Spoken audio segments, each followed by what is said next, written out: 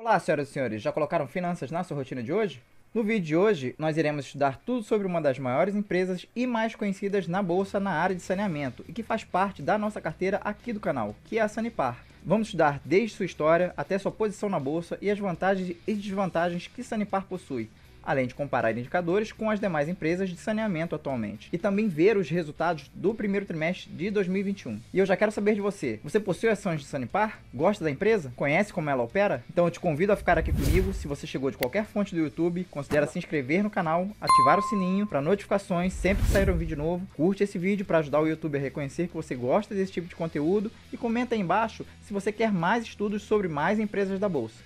Bora pro vídeo? Então eu vou começar aqui com o histórico da cotação e olha aqui, ó, a comparação da SAPRE 4 com o Ibovespa. E olha como ele simplesmente oblitera o índice. E aí eu te pergunto, empresa estatal realmente não dá lucro na bolsa? Então fica aí o questionamento. Mas agora, vamos ver como tudo começou. Então eu tô aqui no site da empresa aberto e aí a gente vê o seguinte, que a Companhia de Saneamento do Paraná surgiu em 1963 e hoje é uma das maiores empresas em operação no estado. A sede da companhia está localizada em Curitiba e é uma sociedade de economia mista e de capital aberto, controlada pelo estado do Paraná. Ela é responsável pela prestação de serviços de saneamento básico a 345 cidades paranaenses e a Porto União em Santa Catarina, além de 303 localidades de menor porte. Em termos de coleta e tratamento de esgoto, a companhia está em franco processo de crescimento, principalmente nos últimos 10 anos. Engraçado, né? A gente viu lá o gráfico e viu exatamente a subida que o gráfico deu. Então, muito importante salientar isso. Com taxas de aproximadamente 1,5% ao ano. A gente viu que deu bem mais que isso lá na bolsa. Descendo mais um pouquinho,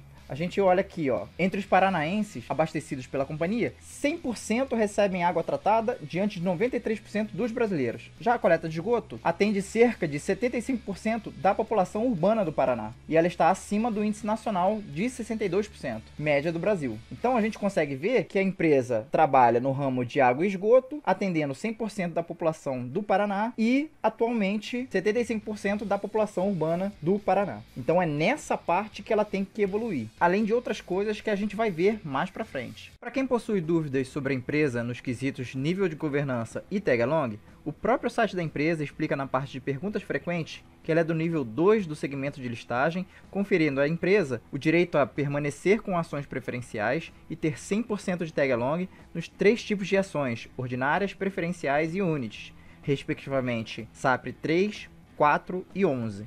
Ou seja, os minoritários possuem o mesmo direito dos controladores em uma eventual venda da empresa, não havendo diluição de preço de venda. Falando em tipo de ações, vemos que a empresa possui as já citadas ações ordinárias e preferenciais e foram criadas também as units, que são compostas pela junção entre uma ação ordinária e 4 preferenciais. Já a política de dividendos da empresa determina que, de acordo com o Estatuto Social da empresa, a parcela do lucro líquido referente ao dividendo obrigatório não poderá ser inferior a 25% do lucro líquido ajustado. Ela frisa que nas últimas 7 distribuições de dividendos distribuiu 50% do lucro líquido ajustado.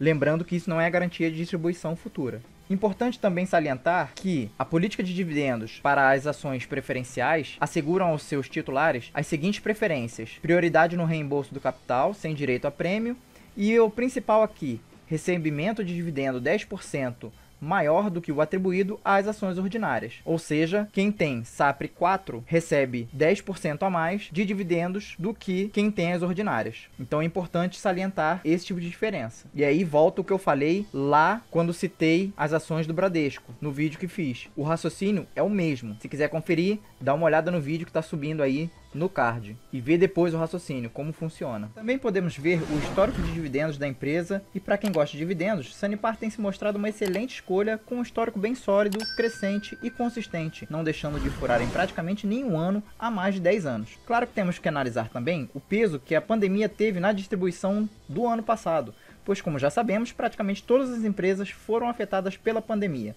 Mas no histórico, e tudo voltando ao normal, acredito que a empresa vai voltar para o crescimento dos seus dividendos e tem tudo para isso, como vamos ver mais para frente ao analisarmos seus resultados. Atualmente, Sanepar tem sua composição no índice Small Caps, que é uma carteira teórica similar ao Ibov que junta ações de empresas com baixa capitalização, ou seja, de companhias menores, tendo a ação preferencial 0,2% e a unit compondo cerca de 1% do índice. E por falar em resultados, antes de partirmos diretamente para eles, vamos analisar alguns eventos recentes que podem e vão influenciar a Sanepar daqui para frente. E a primeira delas é o novo Marco do Saneamento. Essa medida tem como meta do governo federal ter um alcance da universalização desse serviço até 2033, garantindo que 99% da população brasileira tenha acesso à água potável e 90% ao tratamento e à coleta de esgoto. O texto determina que os contratos deverão conter cláusulas essenciais, entre as quais as seguintes metas: expansão dos serviços, assim se pretende uma maior amplitude do sistema, atingindo uma maior parte da população para esse tipo de serviço. Redução de perdas na distribuição da água tratada. E aí eu te pergunto, quantos daqui não são as pessoas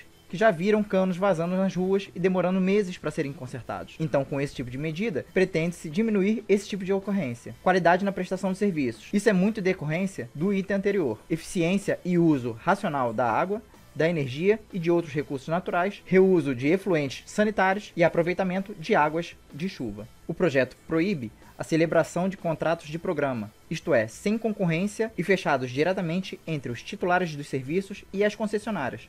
Essa modalidade de contrato é usada atualmente na prestação de serviços pelas companhias estaduais de saneamento. O texto determina a abertura de licitação com a participação de empresas públicas e privadas e acaba com o direito de preferência das companhias estaduais. Os contratos de programa ou de concessões vigentes poderão ser reconhecidos como contratos de programa e renovados por acordo entre as partes até 31 de março de 2022. Então vamos ver como isso vai se comportar no futuro e como a Sanepar vai usar ou não isso a seu favor. A possibilidade de privatização da empresa, por enquanto, é descartada. E você, acha que a Sanepar vai se dar bem com esse tipo de medida? Como você acha que ela vai sair com isso? No que ela ganha ou perde? Comenta aí embaixo, sempre com respeito, para a gente abrir um debate e evoluir nas nossas ideias juntos. Um outro ponto em que a empresa se envolveu com uma atenção maior e foi até meio polêmico foi com relação ao índice de reajuste de revisão tarifária que é feito de 4 em 4 anos. No dia 25 de janeiro desse ano, a Sanepar soltou um fato relevante, onde cita que a AGEPAR, Agência Reguladora de Serviços Públicos do Paraná, solicita a Sanepar a trocar a base de reajuste tarifário do IGPM pelo IPCA. Isso criou um certo clima de instabilidade na empresa, mas que foi resolvido pouco tempo depois, como podemos ver no site da própria AGEPAR, onde diz que foram discutidos dois cenários, um com a manutenção da compensação do saldo em 4 anos,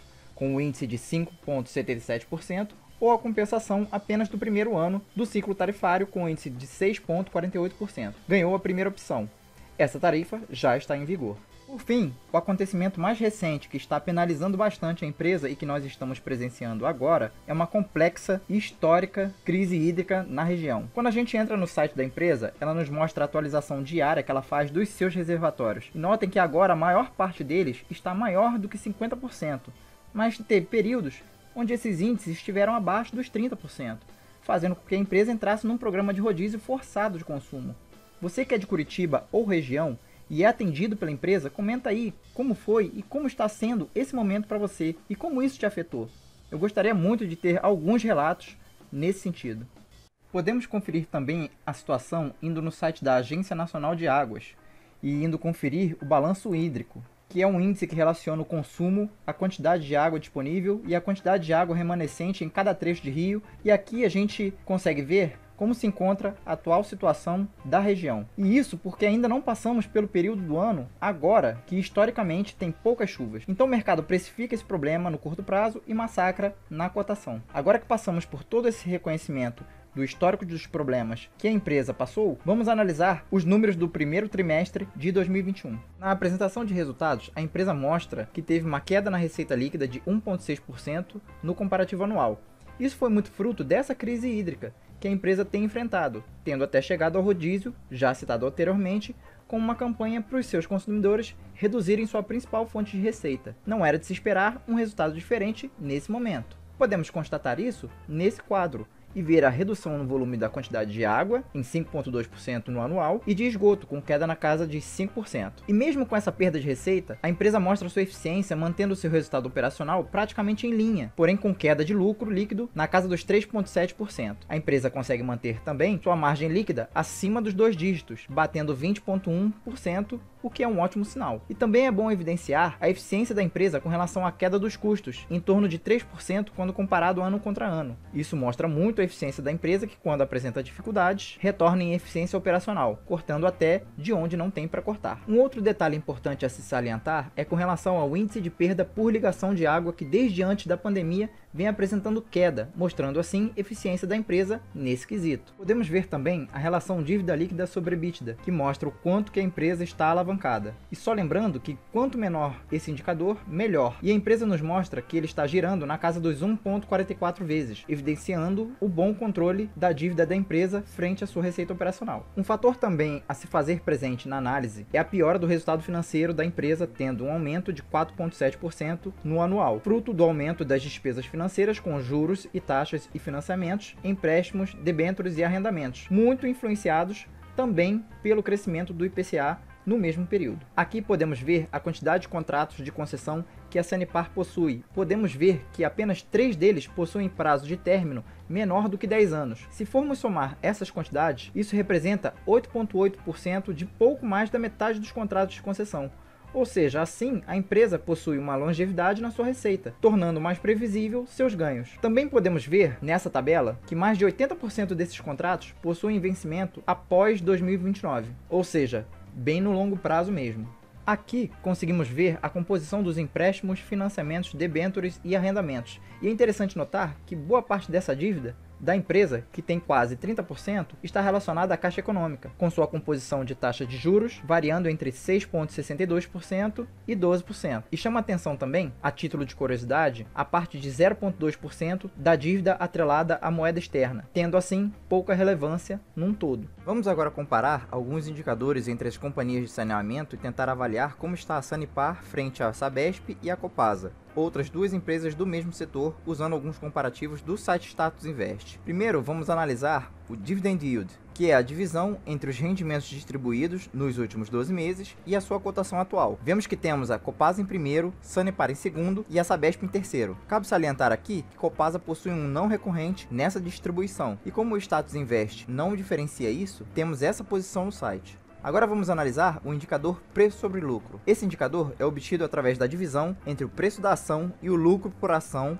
da empresa. Ele nos mostra o número de anos que se levaria para reaver o capital aplicado na compra de uma ação pelo recebimento do lucro gerado por uma empresa. O recomendado é que uma empresa tenha PL menor ou igual a 15. E usando esse indicador, vemos que Sanepar se encontra na primeira posição com um PL de 6,49 vezes o seu lucro, seguido por Copasa com 7,49 e Sabesp com 12,56 de preço sobre lucro. O próximo indicador analisado é o preço sobre valor patrimonial, ou mais comumente chamado de PVP. É um indicador que informa se o valor de uma ação está relativamente cara ou barata. Ele é obtido dividindo o preço de um ativo negociado em bolsa e o valor patrimonial da companhia. Nesse caso, se uma empresa possui esse indicador abaixo de 1, pode indicar que ela está barata, e estando maior que 1, a empresa pode estar cara. E podemos constatar que Sanepar está mais barata com relação às demais, com PVP de 0,89, seguido de Copasa com 0,99 e Sabesp com PVP de 1,15. Quando passamos para indicadores de eficiência, a Sanepar segue na frente em todos os quesitos,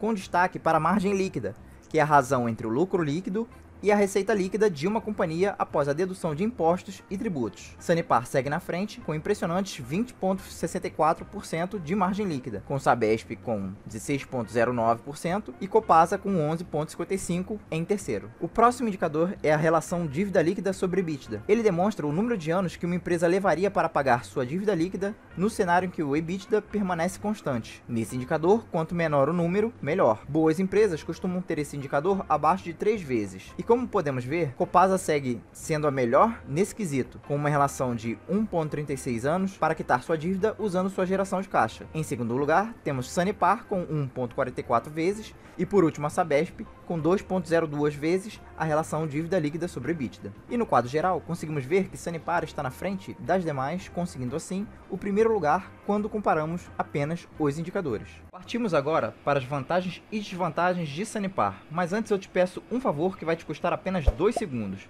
Se está gostando do conteúdo até agora, se inscreve no canal, deixa seu like, que isso paga todo esse trabalho que eu tive aqui, ativa o sininho e compartilhe esse vídeo para mais pessoas nos seus grupos de WhatsApp e Telegram. Continuando, eu vejo como principais vantagens da empresa estar em um setor perene. Todo mundo precisa da sua principal commodity, a água. Então, com isso, ela está em um meio que já a favorece no longo prazo. O histórico da empresa é de sempre ser uma boa pagadora de dividendos, e para quem gosta de bons rendimentos, Sanepar é uma ótima escolha. Como visto, a empresa trabalha com contratos de longo prazo, facilitando assim a previsibilidade das suas receitas. Isso dá força ao seu negócio. negócio. Como desvantagens, podemos citar o novo marco do saneamento. Como visto, ele pode ser tanto benéfico quanto maléfico para a empresa. Mas eu coloco aqui como uma desvantagem por enquanto, porque isso pode e vai acirrar mais a concorrência com a empresa na disputa em futuras novas licitações, podendo sofrer e perder seus ótimos históricos de margens e lucros. E ser estatal. Quem não consegue ficar investido em empresas estatais, pois vê nelas todas as ingerências de governantes que vivem usando a empresa para angariar sua popularidade em detrimento ao negócio e os resultados da empresa, então sinto muito, mas Sanepar não é para você. E agora eu queria saber de você. Possui ações da Sanepar? Confia na Sanepar pro longo prazo? Está comprando no momento? Você considera como sendo oportunidade? Deixe sua resposta aí nos comentários e vamos debater juntos. Se você gostou desse vídeo, já sabe da nossa rotina aqui, né? Agora continua comigo nos vídeos que estão aparecendo na tela final e os meus mais sinceros agradecimentos. Meu muitíssimo obrigado a todos que chegaram até aqui. É isso, pessoal. Um grande abraço, paz, saúde e sucesso a todos.